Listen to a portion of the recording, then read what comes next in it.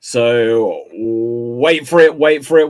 We are now live. This is the Slam Jam Championship Wrestling Show. Let's hit the intro. We're locked in the cage, it's the Slam Jam Show. We're dynamite, you better feel alive. We're better than you, and you know it. Yeah. If you don't like it, we got two words for you. Slam Jam, feel the power.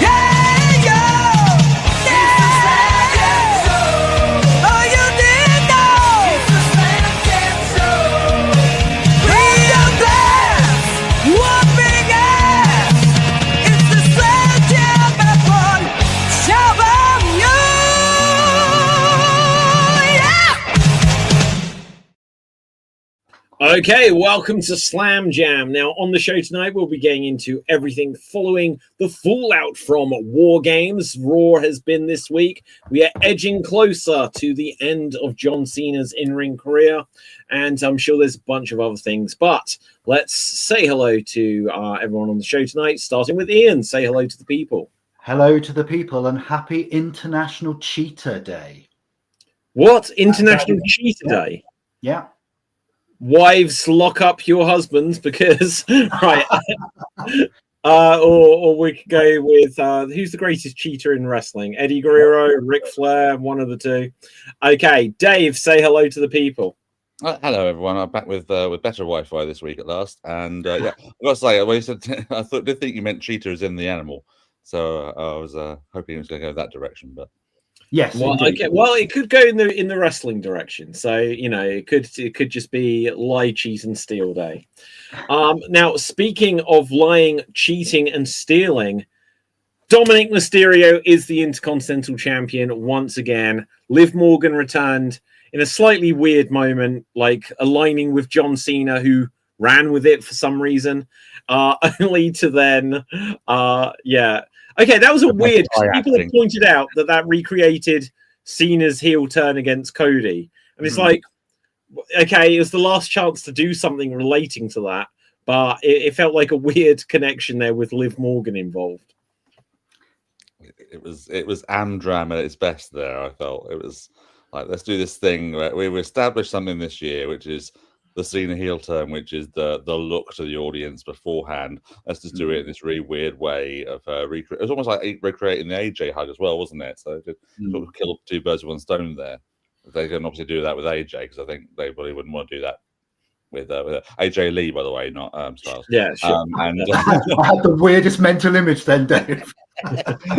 Yeah, it was that was the first bit of Star Series I saw, was just like doing the weird like eye thing with psychopath eyes. And I was like, okay, this is going a bit weird, but it was certainly weird. It was the best bit of Survivor Series by a million miles. Was that match? It made noise. So yeah. I really enjoyed that match. Not the interesting thing about it, not that Dom isn't a star, because he's a star, but it was kind of star making as well. He just had a victory over John Cena, and he's the Intercontinental Champion with his other belt as well. So I'd be pushing in the next year. I'd be getting him going for the world title at least once. I think it pushes his and Liv's relationship as well back to the prominence, because it's only because of Liv that he ever beat his dad. So now he's got Rey Mysterio that he's beaten thanks to Liv, and now John Cena, both of which he's only beaten because of his girlfriend's help. So yeah, that's an interesting wrinkle.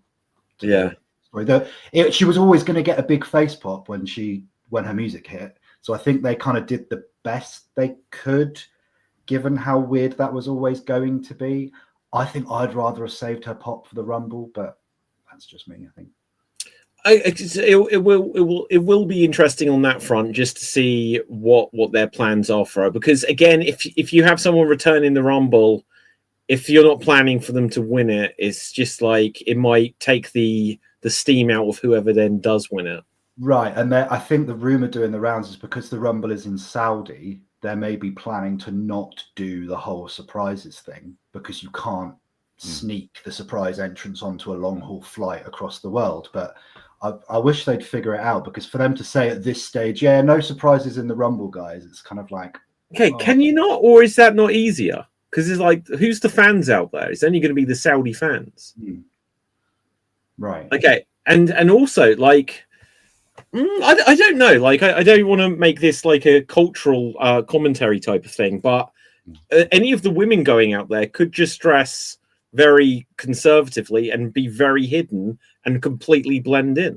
I think like wrestling journalists, and I use those quote marks very heavily, I think they wouldn't be above like scouring flight lists and finding their sources that way. I think is where the issue lies, is actually getting them to Saudi without that sort of spoiler leaking. But there must surely be a way you could drive to Saudi.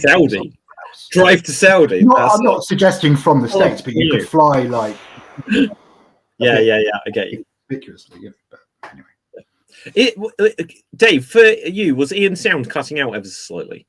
No. Okay, it might just be my audio. I'll tinker with things. So what else were instant reactions from anything from this weekend shows, Raw as well, I guess? I think that just with Survivor Series in general, I think the fact that we're all sort of the first thing we're talking about is Dominic versus Cena. The fact that was so, I don't know, it was layered with the same sort of level of a Roman Cody main event of just multiple interference bits, constantly bringing the crowd up and down. Obviously, they were quite an equal amount of cheers for Dom as well, because sitting over in San Diego and everything. But there's so much, there was so many smoke and mirrors in that one to get that sort of pop, disguising the fact that Cena can't sell a 619 save his fucking life. And also, but also it was the highlight of a very bland Survivor Series, and I'm really, really wondering whether or not they just need to stop the War Games stuff for a bit. I know Triple H loves it, but it's the same formula every year, and the women's one didn't need to be a War Games match. Aside from Io and her love of bins in a War Games match, there was nothing really to rest anything on. It was it could have easily been a Survivor Series elimination match, that one, 5-on-5.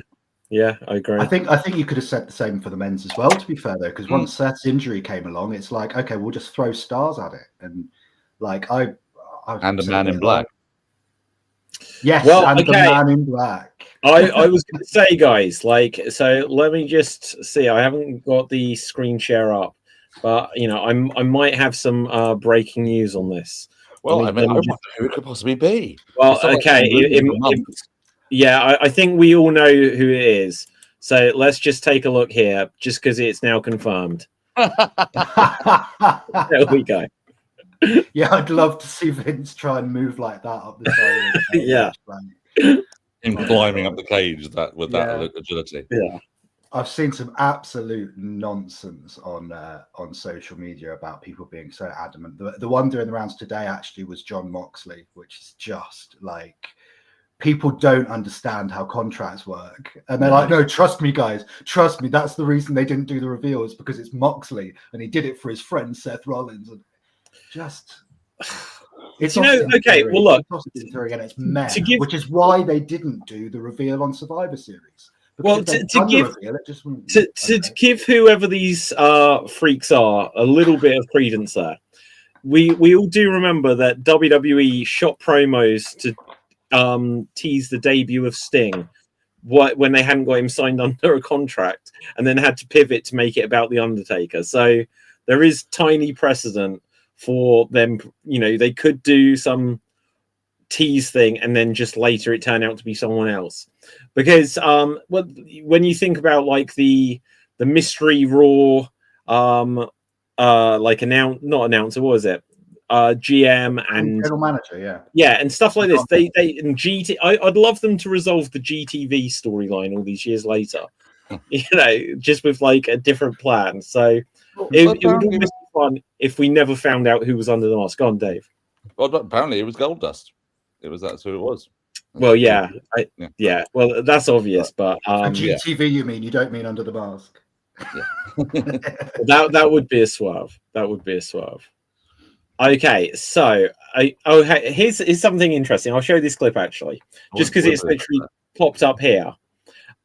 People are saying about so that amazing Styles clash on Raw, and I think this is actual AJ Styles responding to it here. Mm-hmm. So like someone said about, hey, you're just ripping off this AEW move, but it was a different move. That wasn't a Styles clash. That was a powerbomb. And he's saying in pro wrestling you can't claim moves. They may be your signature, but they are still open to the public. Any confident wrestler ever wouldn't change that. Calm down.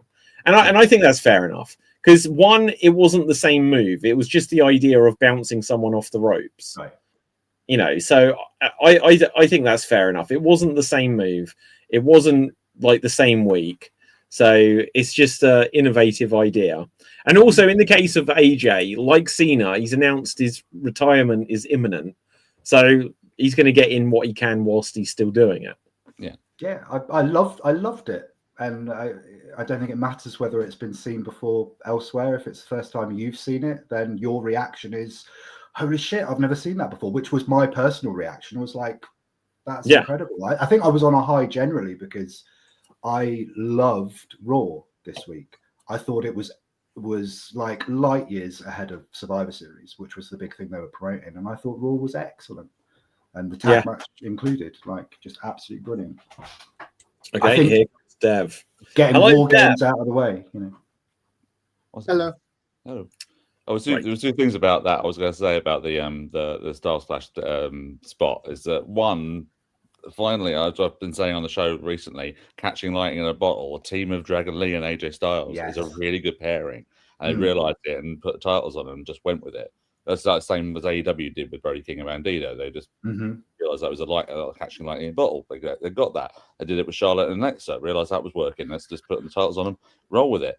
So it shows that sometimes you can actually just have these things and actually go with them, and they work. And in terms of AJ and Dragon Lee, but the other thing I want to say, there's a couple of people. I don't know who it is in Mexico does it, but I know there's a British wrestler over here called Leon Cage who does that move, what you saw with the Bucks, with the drop kick to the back of the head and catching a powerbomb. He does it on his own. He does the drop kick to the back and catches them into the powerbomb. Wow, who's that? I'll see if I can look it up. So we got the UK wrestler is called Leon Cage. Leon Cage or Page? Leon Cage, Leon, and Cage is Nicolas Cage and Brian Cage. Okay. Now, so the one controversial thing I'll say there is I don't like the teaming of AJ Styles with Dragon Lee. Fair enough. Right. Just for the reason that AJ Styles has announced that how many tag teams has AJ Styles been in now? And they're all just thrown together tag teams. I think this one isn't going to have any more meaning later on. As with him announcing his going to be retiring, I don't want him just bunged in a tag team for his last stint. But that's my point, though. It's working, and it works for what they're going with, and it's it's better than just keeping it on Judgment Day or New Day for ages. Well, and doing nothing with the tag team division in general. Like that was why, I loved the fact that they put on one of the Brazilian backstage segments with Adam Pearce, who I'm so tired of seeing. But one of the things he did was book a tag match for next week. So it's like, okay, this isn't going to be one of those 1 week there's a title match and then we go 2 months without seeing the champions even, So I think that it gave me hope, if not expectation. It gave me hope that tag team wrestling might be getting a little bit of attention, which is long overdue. Okay, very quickly, I have found this move. So Leon Cage, I guess he's calling it Into the Future. I guess so. I think this is indie enough that I can get away without putting the shield over. Oh yeah, I'd be fine with it. Yeah, I'd be right. Okay, let's go for it. It looked. I saw a brief. There you guys. from into That's the very game. cool. Wow. And I'll tell you what, he makes it look completely effortless as well. It helps that the guy taking the move has to be in there because you can see that he's. I think that's Leland. Correct me if I'm wrong. Oh, Nino Bryant, I think is the opponent, and he's pushing himself off the ropes to get in that position. Of course, so it's dependent on. There's another one that's dependent on the opponent, of course, but Sure. yeah, things like that are. Yeah. In the case of Raw, it was Kofi being athletic enough to throw himself into that position as well. So it's certainly not a move they could do with everybody. That's for sure. No, you could. I want to see him do on Bronson Reed. I want to see him do on Bronson Reed. On Bronson Reed. Yeah. You know what? I wouldn't be surprised if Bronson could do it. He's a big man. He can probably do it. So what would it? What was it actually to catch him? But I bet he did. Yeah, exactly. Into a Styles clash. Oh Yeah, no, exactly. no. Okay, so it was just Bronson Reed. Like I said a year ago about the tsunami spot, we were at War Games once again. I'm just glad that we didn't have any. There wasn't any major injuries out of this year because there were no major spots really, apart from EO and the bin. Like, well, yeah. Isn't Punk injured? Isn't that what I read the other day? Punk's always injured, isn't that his thing now? Maybe that was the original story, and maybe he's just got taken time off obviously for Larry. So I don't know. But... Yeah, I was genuinely very sad to read about that with his dog. I have a CM in the brief window in between CM Punk leaving AEW and joining WWE. There's I've got like a collection of like WWE style retros, and when I say a collection, very select few. But they did announce a CM Punk that came with, if you ordered it straight away, a Larry figure. So I actually do have a Larry figure. Nice. I'll have to show it on the show another time. So that was sad because also he's been, of all of the dogs in wrestling since perhaps Matilda or maybe Pepper along the way, Larry has been and of course Pharaoh, Cody's dog. Yeah, there's only a few wrestling dogs that have been prominent, but obviously Larry has made it into storylines and on television and into Brawl Out as well. So he's been a relevant factor. The only impartial eyewitness to that event. So yeah, impartial. Like who's giving him the tummy rubs? Who was giving him the tummy rubs? Him. That's what Scott about was. Yeah. Oh yeah. Out of the way. Yeah. Oh dear.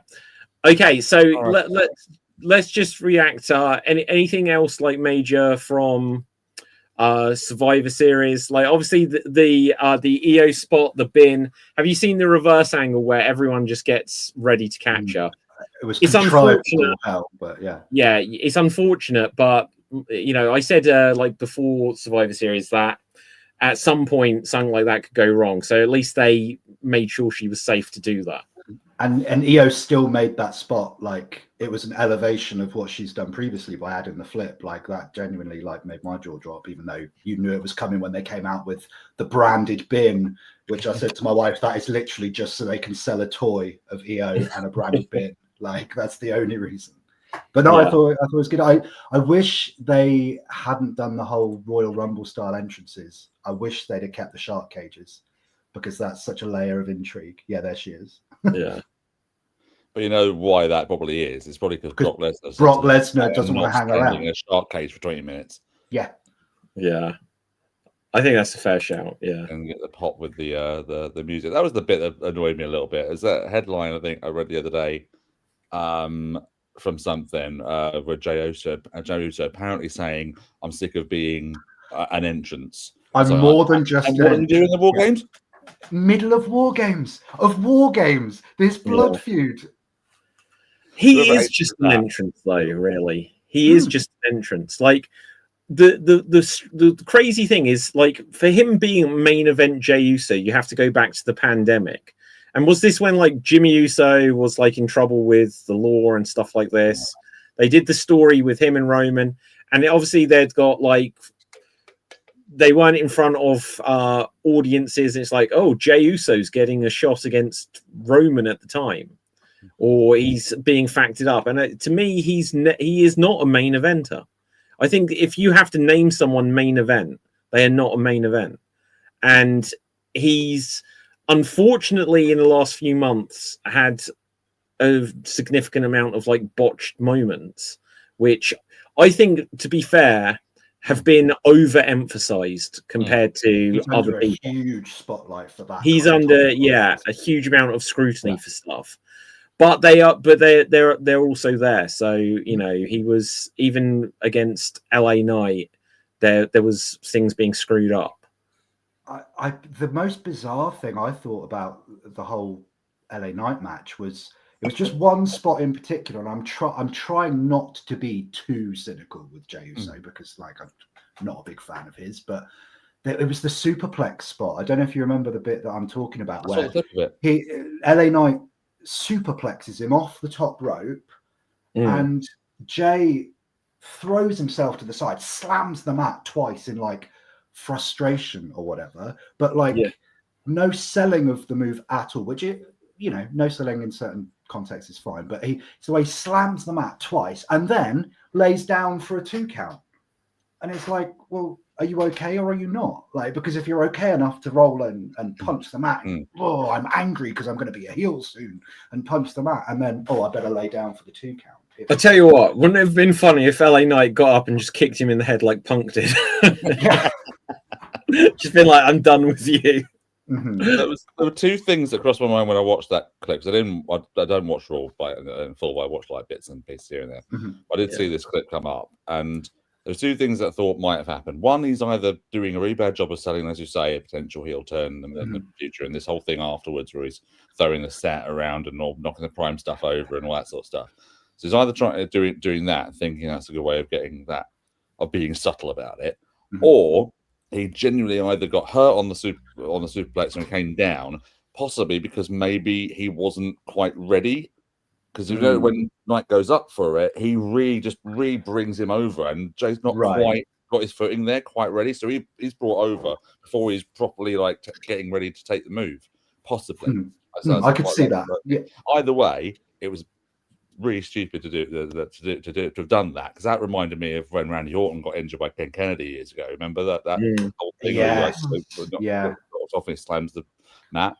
But the other thing I was going to mention about Raw and about generally sort of like the importance of where everything is in terms of Jey Uso and his deterioration, because I've just been noticing it again, thinking some stuff is a bit overdone. People saying that movie did on Miz where he dropped down on the ropes of the buckle. People thinking, oh, he's going for a Samoan drop and he fucked it up. Is it? No, he wasn't. He was going for a move where he drops him on the top rope, and Miz probably didn't know what exactly he was going for, didn't know how to take it. But I'll tell you what, Jay's got to get rid of using the spear.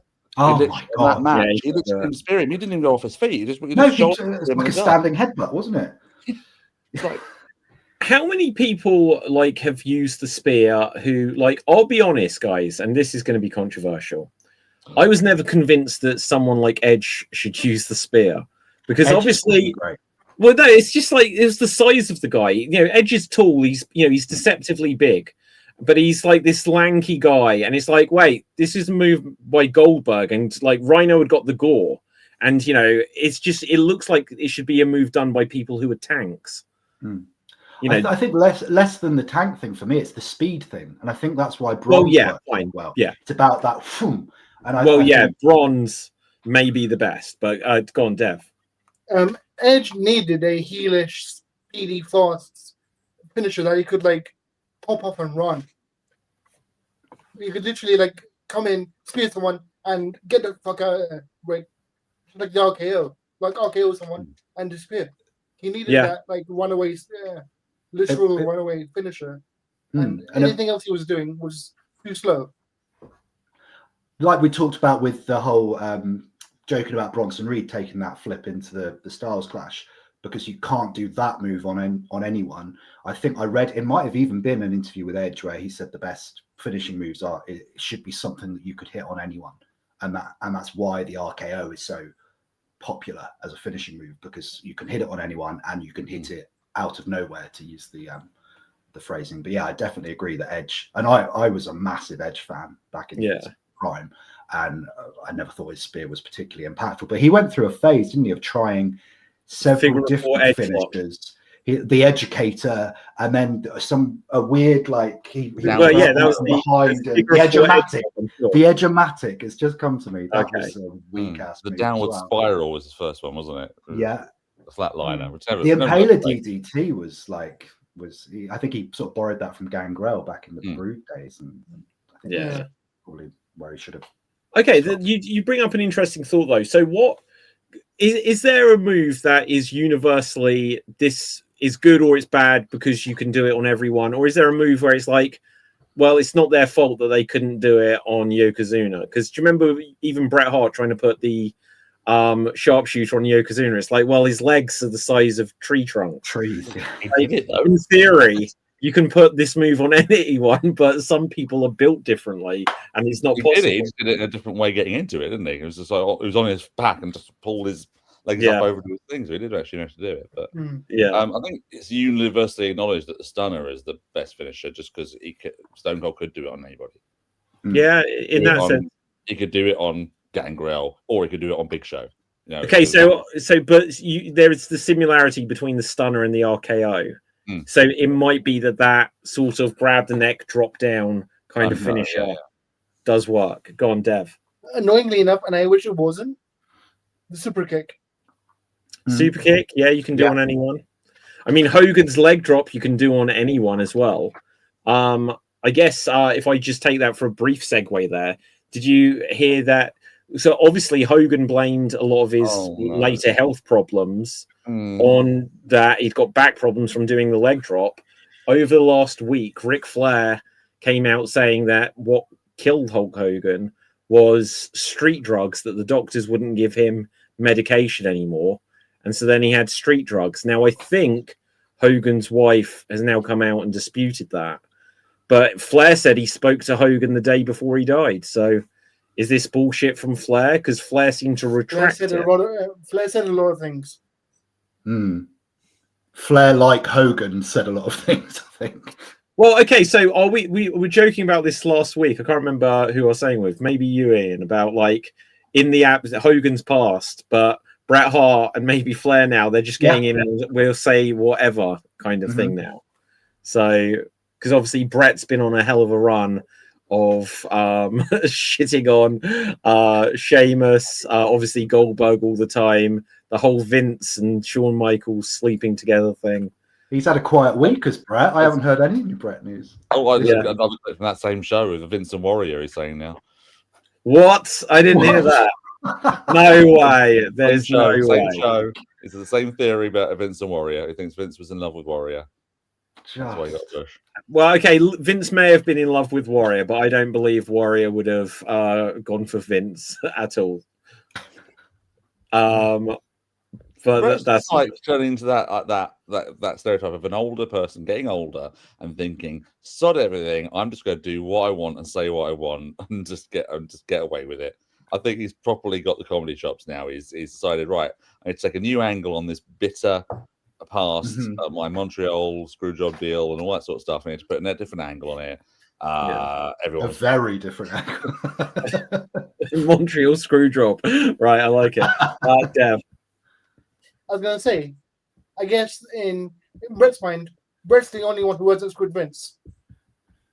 Well, yeah, quite possibly. Yeah, Vince definitely said Bret screwed Bret. Well, yeah, exactly. Okay, so but when Bret was saying, I was caught between two lovers, it's like, but in what way was he caught between them? In the logic that Vince could have just put the title on Shawn, and he wasn't really needed to be a factor in that. The only reason I didn't want to drop the belt was for their stupid sex games. I'm keeping the belt away from that. Was it a case of Bret was the mayor and Vince was Montague and Shawn was Capulet? Dev. I hate this because Ian just put an image in my head. It's William Regal, but instead of saying war games, he says sex games. Sex games. Oh no! Ruining William Regal for me. Oh dear. Something I was going to say. I've seen the thing here. What do we think? Where do we think they're going with Bron Breakker? Bron is saying he's going for Punk's world title. So It's happening on the Netflix anniversary show, isn't it? I would Yeah. pull the trigger I'm then. grateful. I would put the title on Braun then. Really? I think, yeah. Really? Talking about lightning in the bottle, that promo was outstanding. Wouldn't I it thought be? really, really? What great. about Braun winning the Royal Rumble though? He doesn't need to. I know he doesn't need to, but you could build him up to Mania like that. So I think the problem with the Rumble now is that they've done this whole thing that everyone was paid off with at the end of Survivor Series with the stare down between Roman and Cody. So apparently they're going to do that for the third time in 4 WrestleManias. So I think that's pretty much given away that Roman's winning the Rumble. Yeah, I think possibly. that's how they'll get there. Yeah. Yeah, no. Go Sorry, ahead. Yeah, I was just going to say, certainly for the Saudi crowd who seem to be, to generalize, sorry, but they seem to be more minded to cheer those who they should be cheering. Yeah. And so Roman is the biggest star that would get the biggest pop from that very WWE friendly crowd, I guess. And I'm just thinking back to like 6 months ago when I was thinking, okay, yeah, they can heat Sami Zayn up for the Rumble in Saudi, but my God, it would take a miracle at this point because they've cooled him off so much.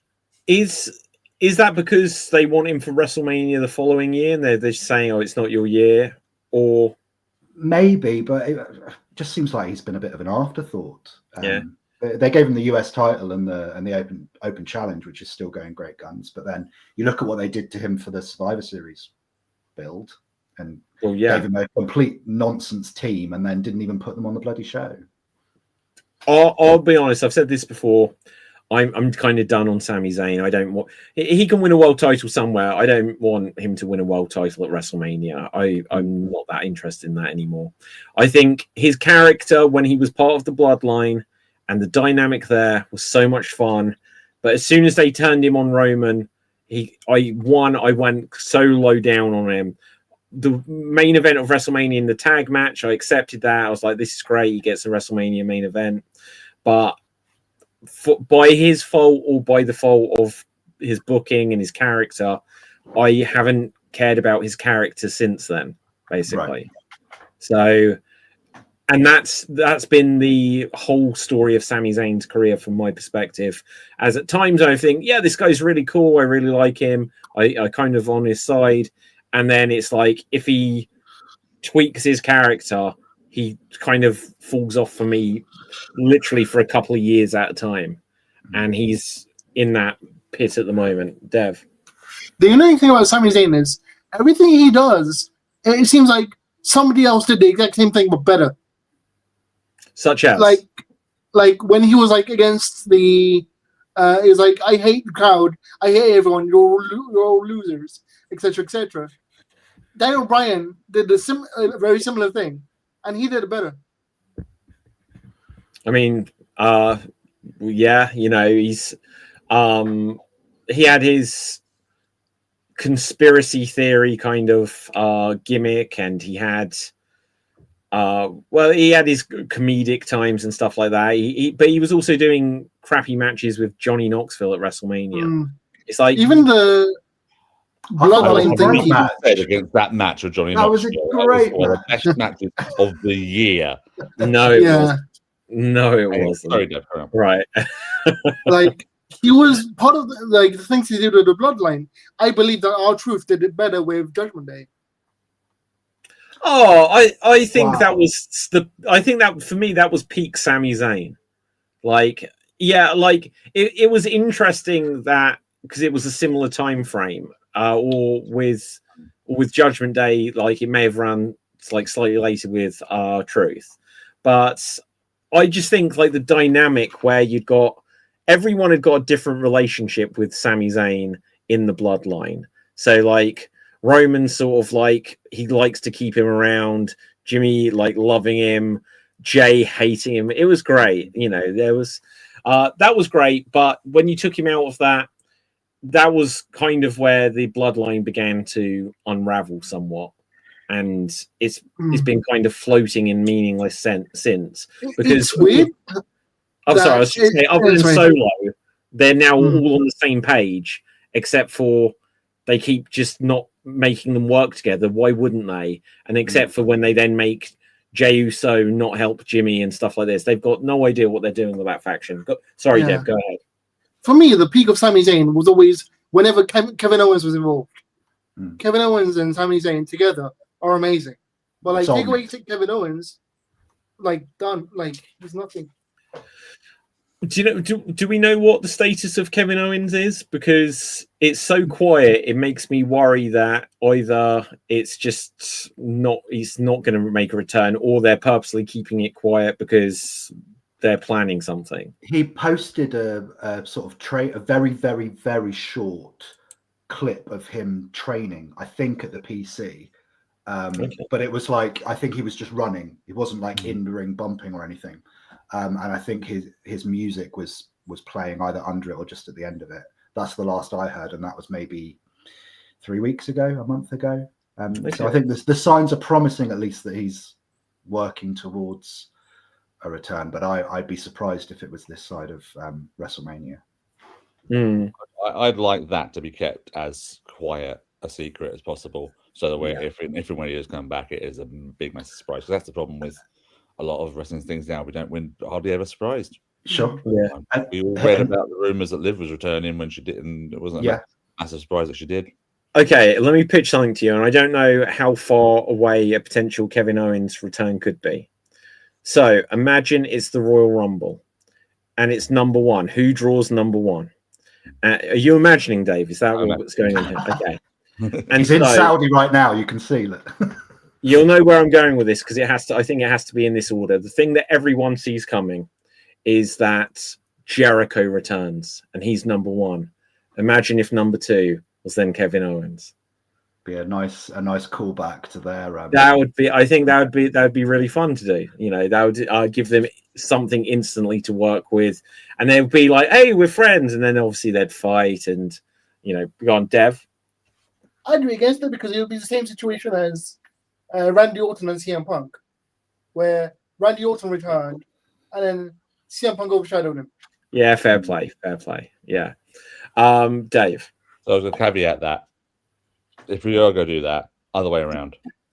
Why the other way around? I thought it needed to be. Why the other way around? Because Jericho's return would be the bigger surprise. Would it? Because I think everyone's expecting that now. I think Jericho especially. Well, it depends on whether they're going to let him use Judas, which I don't expect they would. I think they will. Look at Cody. But I think what they'll keep with Jericho is the countdown, and that countdown is a pop machine. Yeah. To be fair to KO as well, like he's out of the current crop of themes in this Death Rebel Drek era. KO's theme is a monster pop. Just hearing that guitar riff for the first time in a year or more will create the pop. Yeah. Okay, so I've even got a headline here, which is, I think, from today, saying about Jericho's WWE timeline discussed. Now, obviously, it's just a clickbaity thing, but if this is on like news websites, I think people are expecting Jericho to be back. But yeah, the unfortunate story of Kevin Owens is that he's always the bridesmaid and never the bride. Right. He is the king of night one main events at WrestleMania. He's the king of getting bumped out of world title spots and world title matches at WrestleMania. So it would almost be poetic that his return is immediately overshadowed by another return. But go on, Ian. Well, just to speak to your point about like people are expecting it, I think to a degree they are, but I think the degree to which people are expecting it is like us on the internet are expecting it. And then what percentage of WWE's in the arena crowd are like us in terms of being as engaged as we are with the daily ins and outs of the backstage politics? I think we're probably still very much in the minority. Like, do you think that there'll definitely be people that if Jericho returns, they'll be like, oh wow, where's he been for the last 6 years? Right. Well, because that's how they'll play it. Like Rusev saying, I was in the abyss for like whatever. Yeah. Dev. I was a kid back when Jericho, because I started watching WrestleMania 22. So I was like a kid before Jericho returned for the first time. All right, young one. I was going to say, you just made me feel really old there. Okay, so my Yeah, first good. WrestleMania was WrestleMania 8. Wow. Yeah. You made me feel really young, David. Thanks. Yeah, there you go. And I only missed WrestleMania 7 because we didn't have like the TV at the time. Were you 7? You 7. So like I was into wrestling, but the first one where I could see it was WrestleMania 8. And when I say see it, like my aunt recorded it because she had Sky TV. But yeah. But yeah. Sorry, who was saying what? Go ahead. I was saying I was watching because everybody was waiting for Jericho's first return with the break the code and the promos they had, and like everybody, like I don't know if they're gonna do something similar this time, or is it just gonna come back randomly? I think they should do teases. They love their teases nowadays. You know, there was something on NXT where people were saying about some video in the background, but I didn't understand what it was hinting at one bit. I had no theories. Yeah, it was suddenly like a video of a bridge suddenly appeared at the background during the Ricky Saint and Sober Femi like contract signing thing. Right. I think people are saying it's just going to be a return of Tony D'Angelo, the Mafia character, who last scene was throwing something off a bridge or something like that. I don't know. They did a Sopranos style ending with Tony D'Angelo, didn't they? Where up and saw someone. But, to go back to Jericho, like if it was me and I was if Jericho's got some kind of say, I think the best thing he could do would be to just start releasing teasers of shoes walking along like they did with the Mania and get everyone wound up again about what the hell's this going to be, and then it actually is a big deal. These feet walking along. Dev. It's funny that you say that because the 2007 return was literally started with someone walking into the arena. They will only show his shoes for the entire time, and then slowly they panned up, and he did the T-pose. That's right. Wasn't it a torch bearer? Wasn't someone carrying a torch for something? Someone was just running with a torch the whole show, wasn't it? It just came out nowhere. So I don't think there was any piece of shoes. I can't remember what the relevance of the torch was. Can you? I think Vince McMahon had an idea. I remember what it was because he was setting up a feud with Randy Orton, and Randy Orton had said he'd beaten everybody, so it was time for the torch to be passed to him. So it was a literal with a torch to pass to him. But Jericho cut the guy off at the last minute. To do the 2008 WWE. Okay, here's something I've just spotted. John Cena has revealed that WWE wanted Saturday night's main event to be a full 2-hour tribute to him, but he pushed for the spotlight to go to NXT and minor league talents. That's funny. Minor league talents as his way of giving back. And apparently, I read it somewhere else a minute ago. His retirement match is going to open the show. I read that too, but then I've also read underneath the comments underneath that also no, he did not say that. Oh, okay. He said that he might have done in a some context, but that in all likelihood he'll end this one. You've got to give the last half hour of the show to him. Sure. Oh, at least. Yeah, and I just they need to learn from the Goldberg thing that they can't risk that. They need to have prepared if this overruns, it overruns. Because that would just be appalling if it just cuts out as soon as he's in the ring. He's just been pinned by Gunther, right? Well, anyway. Can we talk about Gunther and Solo? Gunther and Solo's match on Raw. Like I thought that was outstanding. Like, and I know I'm the high guy on Gunther, I think, on this show. Oh, I'm high on him. I'm high on him. Yeah, but a Solo as well. Like I thought Solo did a wonderful job. Like and yeah, the top 3 matches in this otherwise really drab crap tournament, let's be honest, have been Gunther and Solo, Gunther and Javon Evans, Gunther and Kamala Hayes. Like he's a star. Well, that's because like Gunther is that good. I still don't want him to have seen his last match. It's just like I get it. Like he's that good. But this is like the same logic is like for all those years they could say, well, Cena's our top star, so we'll just put him there, or like Triple H. So like sometimes I want it to be dished around to someone else. I don't want Gunther's things just to be that he retires people. He retires AJ next year. He retires Randy Orton in a year or two later. Please add Lesnar to that list, but yeah. And oh yeah, well, okay. So that was the match that we didn't get when Lesnar suddenly was out of there. So they could circle back round to that, and that will be probably a really good match. But go on, Dave.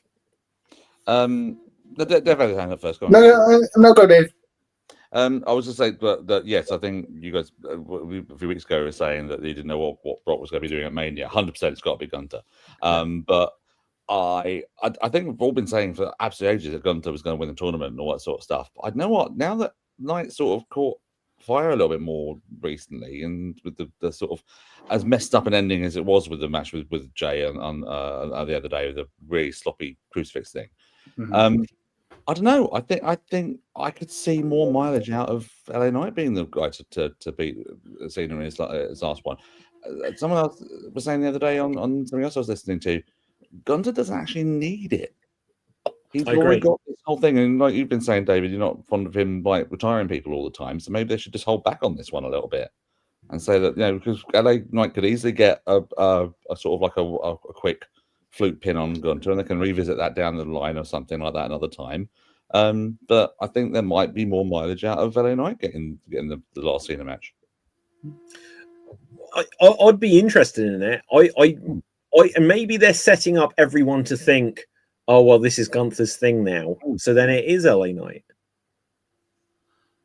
Could be. Go on, Dev. What were you going to say? What I was saying was, if they had Cena's match as the first match inside a main event, it would defeat the purpose of showcasing NXT talent, because everybody would leave the show after the Cena match. Yeah, true. Everyone switch off. Certainly that TV rating would go through the floor, wouldn't it, as well? Yeah, but okay, so what do they do to make... Because I think this is an interesting idea, because I almost feel like, is there a politic at play here where Cena's just going to just prove, saying oh, it's going to be all NXT to showcase, where no one tunes in until it's the last 40 minutes just to see Cena. And it'll be just the ratings jump when the highest percentage jump in TV history. I think the whole show will be sort of threaded with Cena clips. This long form interview that they're airing lots of clips with as well. I fully expect is it a 2-hour show? I think it usually is. Usually is, isn't it? Yeah. I would expect the whole last hour to be his match with whoever, and then I wouldn't be surprised if it's so much the opposite of what happened to Goldberg. It's more like Ric Flair's retirement, where the whole roster is in the ring, and you maybe even get some returns that come out, and Undertaker will come out and get his bit of limelight so he can pay respect. Choke slam. That would just be the strangest booking decision in history. Everyone comes out, Taker comes out, choke slams him, and then afterwards they just never mention it.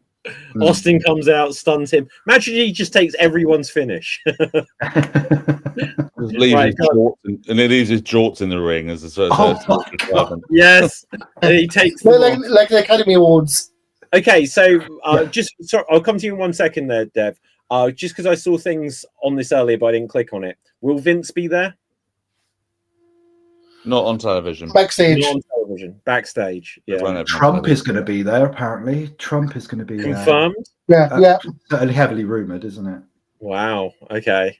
And Trump and Triple H are. So they're definitely going to have a heel section in the audience that night, right? Okay. Dev. It's weird. It's kind of poetic that Cena is having an NXT showcase, because back in the PS3 version of WWE 2K15, they couldn't put the career mode on there because it was only on the PS4 version. What they did instead was put a NXT vs Cena mode, where you could pick an NXT superstar and try and beat Cena. Wow. And he was just undefeatable in the game. Yeah. It's just like the Nexus SummerSlam match over and over and over and over and over again. Maybe that's the first hour of Saturday night's main event. Cena beats all of the old Nexus and then loses to Gunther or LA Knight. Actually, that just give me a good idea. So the way they could keep people engaged during the show is that they could have Cena giving pep talks to various NXT wrestlers and giving them tips and like talking like praising them or whatever.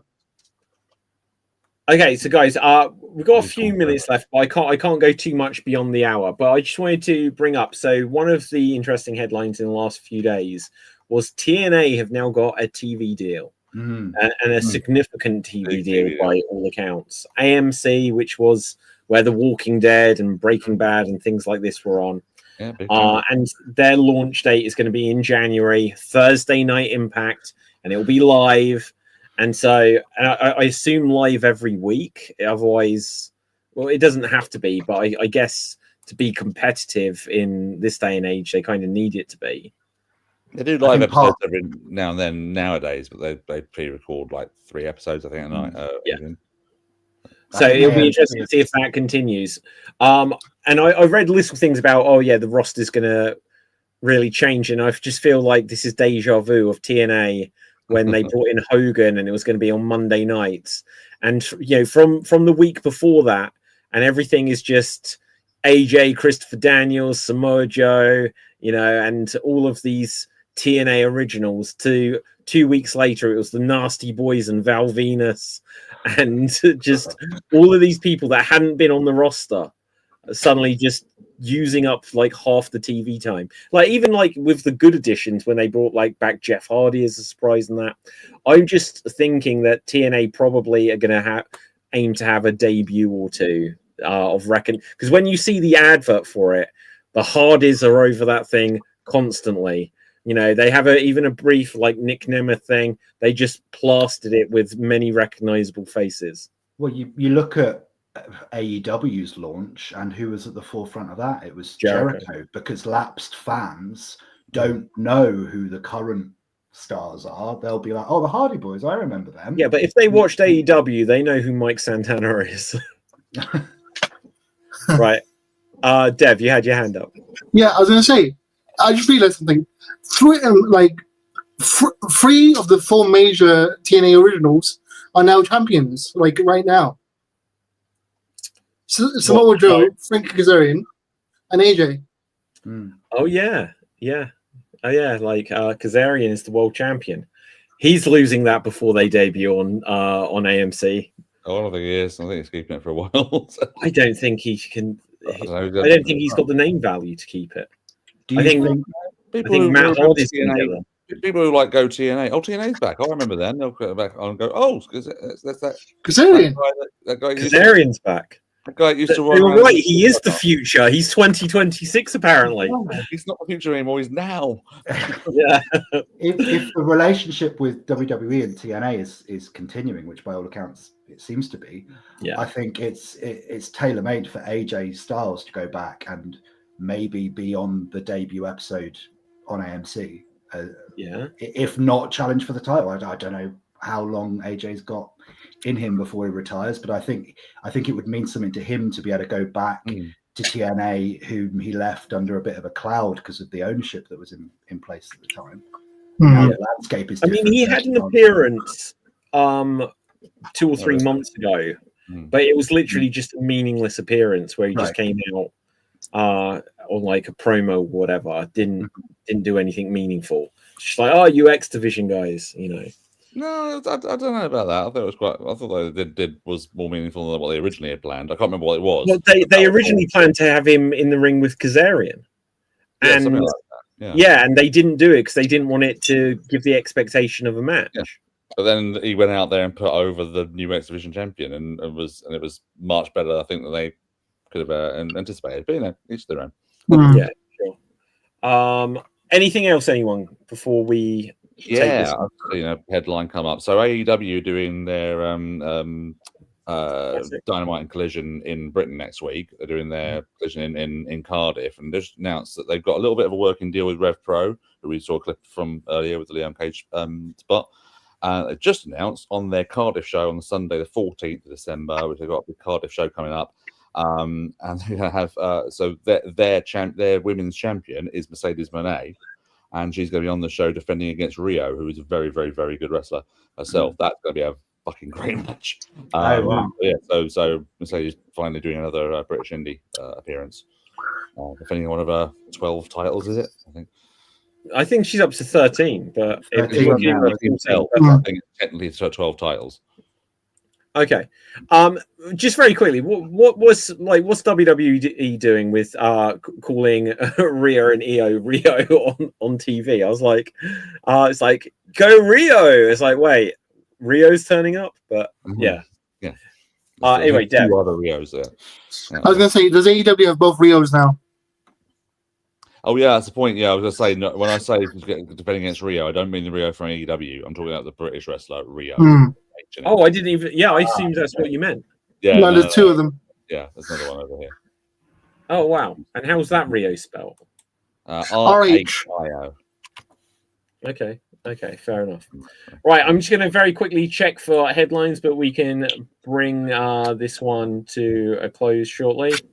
I'm not spoiling anything major coming up, but yeah, let's find out where we can find everyone on social media. Ian, You can find me right here next time.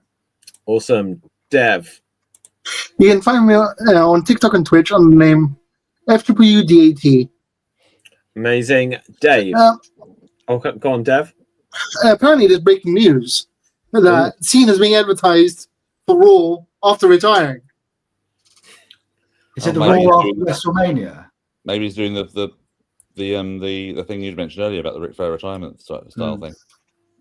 Yeah. Mm.